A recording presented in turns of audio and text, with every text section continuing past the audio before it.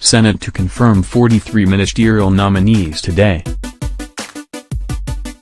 Screens Lai Mohammed, Nanano, Manan today. 20 of 40 screen nominees as to take a bow and go. Lawan, Mele exchange words over nominees being investigated by EFCC. Transmit ministerial list to EFCC, PDP urges Senate. By Henry Amoru and Dirisi Yakubu. Abuja. After 5 days of the screening exercise, the Senate will today confirm the 43 ministerial nominees forwarded to it by President Muhammadu Buhari. President of the Senate, Senator Ahmad Lawan, who disclosed this yesterday after the screening of 9 nominees, said that 3 remaining nominees, the immediate past Minister of Information and Culture, Chief Lai Mohammed from Kwara State, Sabo Nanano from Kano State, and Inr. Saleh Maman from Taraba State, will be screened today. After the screening of the 3 nominees, Senate President Lawan said the Senate will same day confirm the nominees for onward presentation to President Buhari to assign portfolios and swear them in as ministers. Lawan said, "Tomorrow, today, by the grace of God, we will be taking 3 nominees. We will do the approval and confirmation of all the screened nominees tomorrow." Those screened yesterday included immediate past Minister of Power, Works and Housing, Babatunde Fashola, former Governor of Osun State, Rauf Aregbesola, and Senator Gbemisola Saraki from Kwara State. Also screened were Gadi Jedi Agba from Cross River, Inr. Suleiman Adama from Jigawa, Clement Agba from Edo State, Ambassador Mariam Kanagam from Bauchi State, Dr. Muhammad Mamu from Kaduna State, and Jeffrey Onima from Enugu State. Of the 40 nominees screened so far, 20 were given the privilege of take a bow and go without being subjected to the rigors of questioning by senators. Take a bow and go nominees. The 20 nominees who took a bow and left were Abubakar Ale, Yobi, Otumbani Adebayo, Ekiti, Chris Njige, Anambra, Godswill Akpabio, Akwa Ibom, George Akum, Benue, Amikanwaji Uaga, Imo, Alaranam Maimaro, Lagos, Rotimi Maki, Rivers, Teo Alisodura, Ondo, Mustafa Bubashehuri, Borno, Timipur Silva, Bailsa, Muhammadu Musa Bello, Adamawa, and Hadi Sirika, Katsina.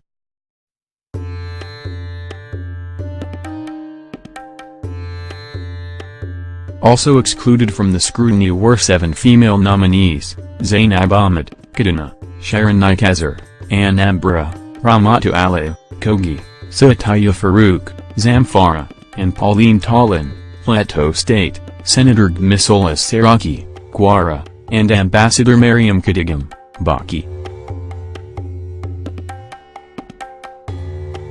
Why Nigerians being killed in South Africa. Onima. Meanwhile, the immediate past Minister of Foreign Affairs and a ministerial nominee from Enugu State, Jeffrey Onima, yesterday, attributed the issue of xenophobia in South Africa where Nigerians were being killed to lack of trust between Nigerians there and the police.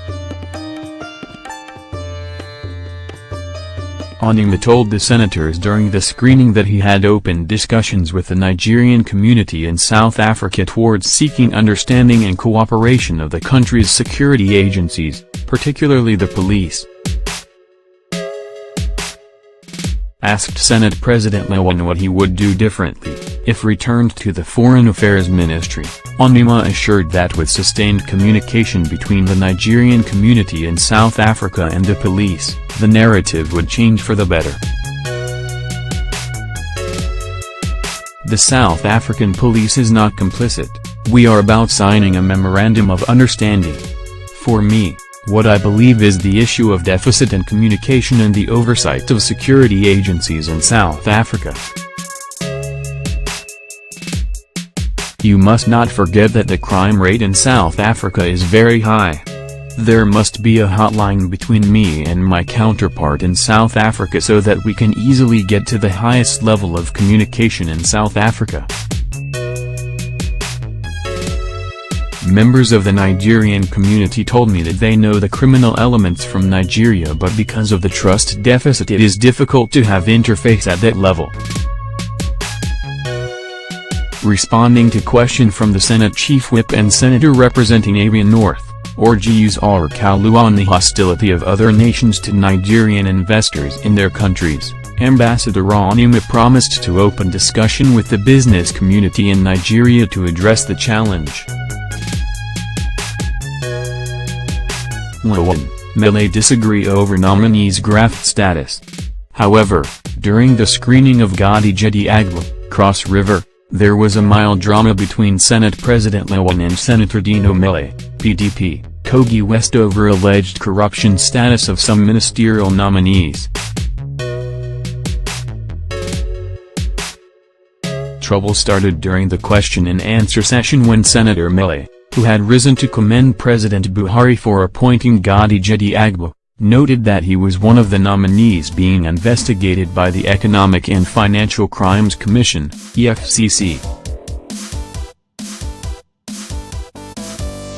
Not comfortable with the statement, Senator Lawan, who quickly interrupted Mele by hitting his gavel very loudly, said, "All the nominees before us went through security clearance, and if anyone has any EFCC case, the Constitution of the Federal Republic of Nigeria provides for innocence until proven guilty.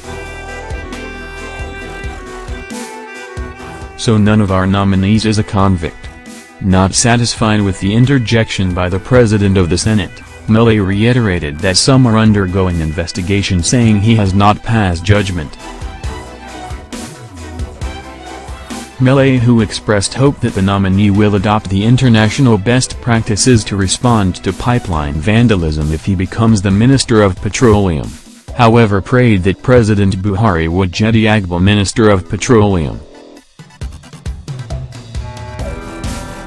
According to him, the issue has been shrouded in a lot of secrecy, which he noted was responsible for the major corruption in the country, adding that the greatest corruption is in the oil sector and the greater percentage of that comes from the subsidy regime.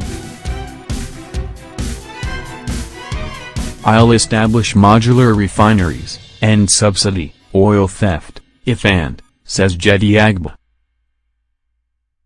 Indeed, Jedi Agba, a former Group General Manager, Crude Oil Marketing Division of the Nigerian National Petroleum Corporation, NNPC, has also promised end the lingering issue of oil theft, if made petroleum minister. He said the best way to stop pipeline vandalism is to lay solid pipes that vandals will find very difficult to destroy, while drones should be deployed to monitor those pipes and pour hot water on the vandals.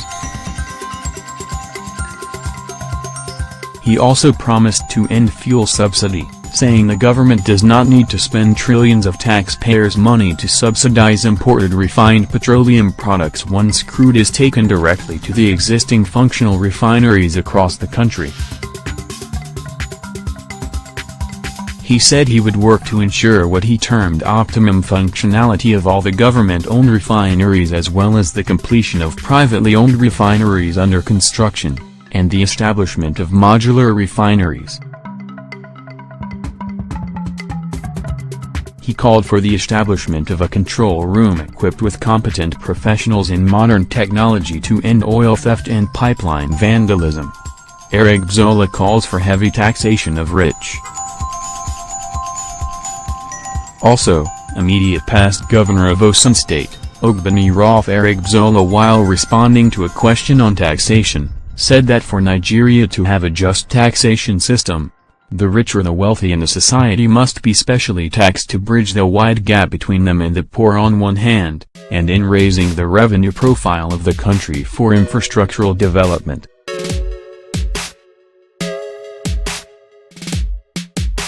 He He said, "There is need to put in place privileged taxes for those who have huge resources as a way of raising revenues for the country and bridging the wide gap of inequality between the rich and the poor in the society. We have stopped the rich men in Nigeria from discharging their responsibility in tax. I will recommend serious taxation for wealthy people in Nigeria. I will go for just taxation." On salary arrears he owed as governor, Arigbosola said, "I will say the narrative of salary in Osun is mischievous. We paid huge attention to capital projects. Personnel cost alone on my revenue was 60 Osun. Civil service in Osun was huge and top-heavy. The fat cat in level 8 and above, which is less than 30 take over in 2 billion. Short of sacking people, I have to constitute a committee with Comrade Sunmanu to trace revenue flow. I never owed level 17 and salary. Transmit ministerial list to EFCC, PDP tells Senate. Meanwhile, the opposition People's Democratic Party, PDP, has asked the Senate to accord some credibility to the ongoing ministerial screening by sending the names of the nominees to the EFCC for its input. The party in a statement signed by its image maker, Kola Alagbedian, said the screening exercise must have enabled the lawmakers to find out that many of the nominees presented to it by President Buhari include individuals who, as former governors and ministers, wrecked their states and ministries and have serious allegations of corruption, abuse of office and stealing of public funds hanging on their necks.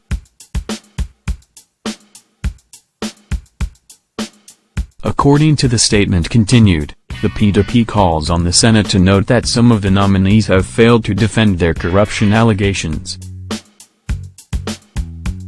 This includes a particular former minister from the North Central, who had admitted to the Independent Corrupt Practices and Other Related Offences Commission, ICPC, of complicity in the N2.5 billion National Broadcasting Commission, NBC, fraud case, still pending in court. This is in addition to certain nominees who, as state governors, swindled their states, fleeced workers and committed several financial crimes for which they should rather be standing trial, instead of being rewarded with official protection as ministers.